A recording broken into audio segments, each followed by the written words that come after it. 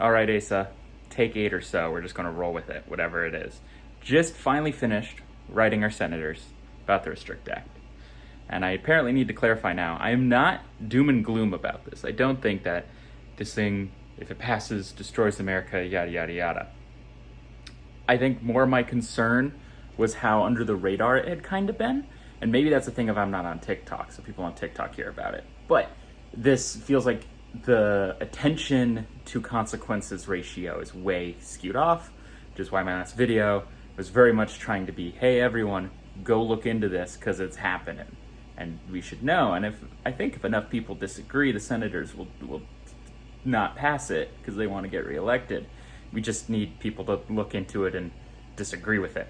So the tone of this video is I just finished writing a mini little essay. So I've got my thought ducks in a thought row.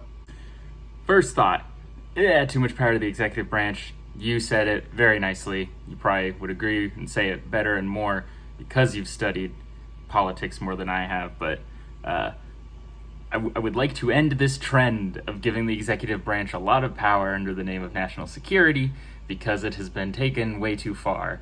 And ideally we'd be rolling it back. So the last thing I'm going to do is support it being continued more. The second thought I have, and this one might be more of where the frustration comes from, is that we've spent so long not having data protection online. We've spent so long not, the EU passing laws, fining companies for misuse of personal data, that's just non-existent here in the US. And I mean, clearly I didn't think it was the biggest priority because I haven't been campaigning for there to be a law about it or writing my senators about that. But at the same time, it's really frustrating that instead of that type of law being introduced, that type of data protection overall with like a clause for foreign threats, we just get this weird power concentrating law that kind of skips over the whole like, it's bad that Facebook sells your data, it's bad that cookies can just take all your data without asking your permission. And they just jump straight to the, we need to give the president the power to decide that this company's bad and then fine people and companies for using that service if they continue to use it.